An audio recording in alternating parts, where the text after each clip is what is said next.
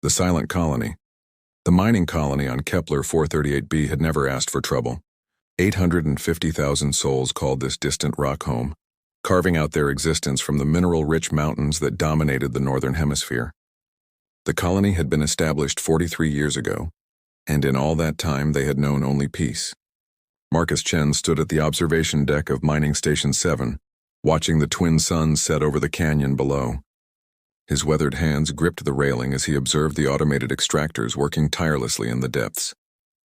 28 years he had spent on this world, rising from a simple technician to chief engineer of the entire mining operation.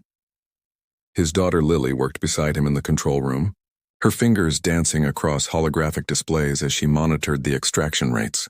She was 24 now, born and raised on Kepler 438b, and Marcus couldn't imagine her anywhere else. This was their home, their life, their everything. The colony had grown from a handful of pioneers to a thriving community. New Dresden, the capital city, boasted schools, hospitals, theaters, and parks where children played under the amber sky. It wasn't Earth, but it was theirs.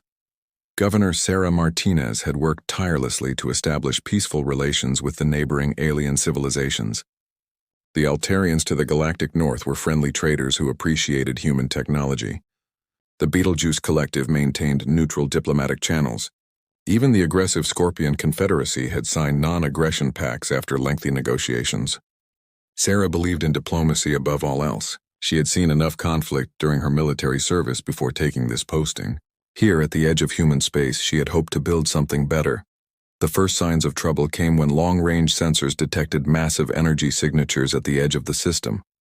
The signatures didn't match any known species in their database. Sarah called an emergency meeting with her defense coordinator, Colonel Jack Thompson. Thompson was a grizzled veteran who had insisted on maintaining the colony's modest defense grid despite years of peace. He had 12 orbital defense platforms and 30 patrol ships, enough to handle pirates or small raids, but nothing more. The unknown fleet announced itself 3 days later. They called themselves the Zorvath Empire, and they spoke through translation matrices with voices that sounded like grinding metal. Their message was simple and terrifying. The Zorvath claimed this entire sector by right of ancient sovereignty. They demanded immediate surrender of all mining operations, all extracted resources, and the complete evacuation of human presence within 72 hours. Any resistance would result in total annihilation. Sarah tried everything in her diplomatic arsenal. She offered to share the mining rights, to pay tribute, to establish joint operations. She contacted Earth for guidance, but the nearest human fleet was 6 weeks away at maximum burn. The Galactic Council expressed concern but stated they could not intervene in territorial disputes without proper documentation of original claims. The Zorvath had no interest in negotiation. They had come to take what they believed was theirs, and humans were merely pests to be removed. Colonel Thompson knew they couldn't win, but he also knew they couldn't simply abandon 800,000 people. Most of the colonists had been born here. They had no other home to return to. The evacuation ships could maybe take 50,000 if they packed them beyond capacity. The rest would be left behind. Thompson made the only choice he could. He would fight to buy time, even knowing it was hopeless. Marcus received the evacuation lottery results with a sinking heart. Neither he nor Lily had been selected. The young, the skilled, and those with connections to Earth took priority. He held his daughter as she cried, promising her that more ships would come, that Earth wouldn't abandon them. Deep down, he knew he was lying. They spent their last night together on the observation deck, watching the stars and pretending tomorrow wouldn't come. When the 72 hours expired, the Zorvath fleet moved into position. 120 warships, each one larger than anything humanity had ever built, formed a perfect grid above the planet. Colonel Thompson gave the order to fire everything they had. The defense platforms launched their entire missile complement, while patrol ships made desperate attack runs. For 12 minutes, space above Kepler 438b blazed with light and fury. The Zorvath response was swift and merciless. Energy beams that could crack moons apart swept through the human defenses like they were made of paper. The defense platforms exploded one by one, their crews dying instantly. The patrol ships were vaporized before they could even reach effective weapons range. Colonel Thompson's last act was to launch an emergency beacon toward Earth, containing all sensor data about the Zorvath fleet and a final message. They gave us no choice. Remember us. The orbital bombardment began at precisely 1347 local time. The Zorvath targeted population centers first, their weapons turning entire cities into glass craters. New Dresden disappeared in a flash of light that could be seen from orbit. Mining Station 7 lasted 4 minutes longer, before a direct hit vaporized the entire complex. Marcus Chen's last thought was of Earth, hoping someone would come to make this right. Lily Chen died trying to reach the emergency shelters, along with thousands of others who never made it in time. The shelters themselves were destroyed minutes later, the Zorvath sensors easily detecting the underground structures. Within 6 hours, every major settlement on Kepler 438b had been eliminated. The Zorvath were thorough in their cleansing. They swept the planet with radiation that would prevent any survivors from lasting more than days. The lucky 50,000 who had made it onto evacuation ships watched in horror as their world died behind them. They carried with them the images of destruction, the memories of those lost, and a burning desire for justice. Among them was Communications Officer David Park, who had managed to download the colony's entire database, including personal messages from those who knew they wouldn't make it. 800,000 voices crying out for vengeance. The Zorvath fleet departed after confirming no human life remained on the planet. They left behind automated mining drones to extract the resources they claimed were rightfully theirs. In their culture, they had done nothing wrong. The weak had no right to hold territory they couldn't defend. They had given the humans a chance to leave. The humans had chosen destruction. The Zorvath moved on to their next target, already forgetting the insignificant colony they had just erased. But humanity would not forget. The emergency beacon raced through space at the speed of light, carrying its terrible message toward Earth. Behind it, the evacuation ships limped toward the nearest human system, their passengers already spreading the word through quantum communications. The news traveled faster than light through the quantum network, reaching Earth in days rather than years. What the Zorvath didn't understand was that they hadn't destroyed just a colony. They had destroyed families, dreams, and hopes.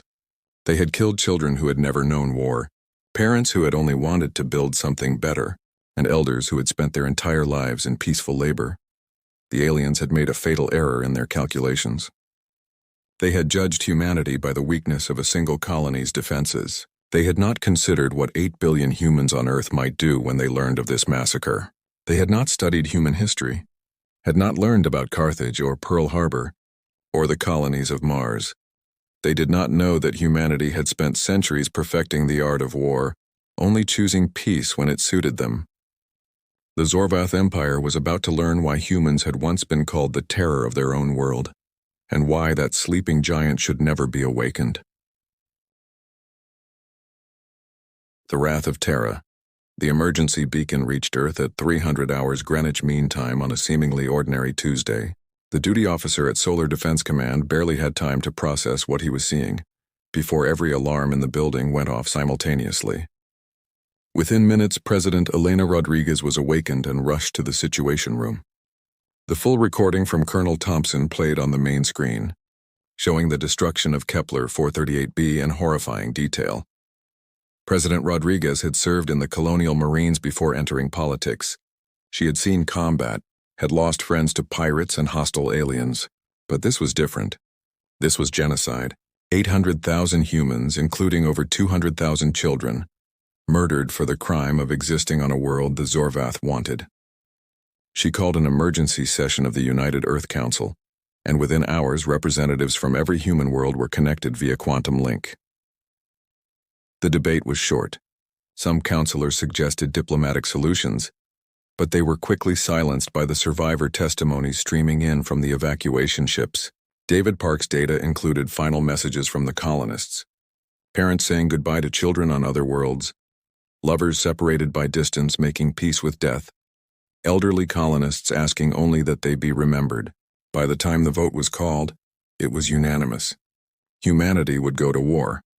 What the Zorvath hadn't realized was that humanity's peaceful expansion into space had been possible only because they had chosen peace.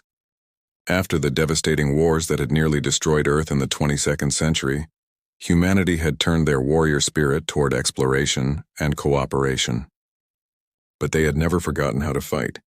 The infrastructure for war had been maintained, dormant but ready. Military shipyards orbited Mars, Jupiter, and dozens of other worlds, officially designated as civilian construction facilities but designed to be converted at a moment's notice. Admiral James Washington was pulled from retirement to lead the response. At 73, he had more combat experience than any living human, having fought in the Proxima Rebellion and the First Contact War with the Altarians before the peace. He stood before the assembled fleet commanders and spoke only 6 words that would echo through history. They killed our children. Kill them all. The mobilization was unlike anything the galaxy had ever seen. Every human world contributed ships, resources, and personnel. The Mars shipyards, which had been producing 10 vessels a year, suddenly activated emergency protocols and began launching 50 ships per day. Hidden caches of weapons that had been maintained just in case were brought online. Veterans who had been farmers, teachers, and merchants for decades put their uniforms back on. Within 3 weeks, humanity had assembled a fleet of 200,000 ships at the staging point near Neptune. But that was just the beginning. The colonies sent their reserves, merchant vessels were converted to warships, and even private craft were armed and volunteered. The Altarians, who had become humanity's closest allies, offered support but were politely declined. This was a human matter. This required a human response. The transformation was remarkable. Earth's peaceful space stations revealed hidden weapon systems. Mining ships designed to crack asteroids were retrofitted with those same tools as weapons. The scientific research vessels studying stellar phenomena converted their sensor arrays into targeting systems that could track enemies across light years.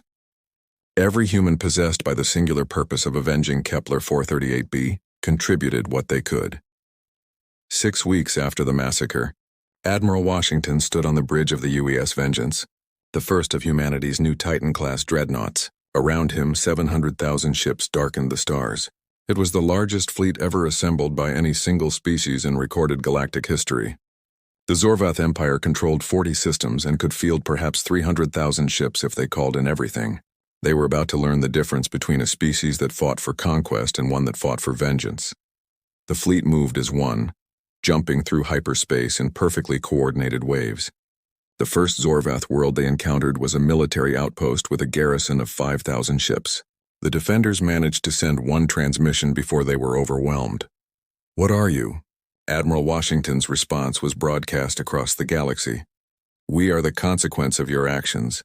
We are the fury of a species you should have left in peace. We are humanity, and we remember our dead." The battle, if it could be called that, lasted 17 minutes. The human fleet didn't just destroy the Zorvath ships. They atomized them. Weapons that had been banned by human treaty for being too cruel were unleashed. Singularity bombs that created temporary black holes. Nanoswarms that consumed ships from within. And directed energy weapons that could burn through planets. The humans took no prisoners, accepted no surrenders. This wasn't war. It was extermination. The Zorvath Empire tried to respond, gathering their main fleet of 150,000 ships at their capital world. They sent messages to the Galactic Council, claiming humanity was committing genocide. The Council's response was silence. They had been shown the recordings from Kepler 438b. They understood this was justice even if they couldn't officially condone it. Some species quietly moved their borders away from human space, suddenly remembering urgent business in other sectors. The final battle took place in the Zorvath home system 8 weeks after the massacre. The Zorvath had prepared everything they had, including ancient weapons they had captured from extinct civilizations. Their emperor himself commanded the fleet, sure that superior Zorvath discipline and technology would prevail. He had studied the humans' approach and believed he had found weaknesses in their formations. Admiral Washington divided his fleet into 6 attack groups, each one larger than the entire Zorvath defense force. They came from different directions, creating a 3-dimensional cage around the Zorvath system. The Emperor realized too late that the humans weren't trying to win a battle. They were ensuring nothing escaped. Every jump point was blocked, every possible escape route covered by thousands of ships. The Zorvath fought with the desperation of a cornered animal. They managed to destroy nearly 10,000 human ships, their weapons proving more effective than expected.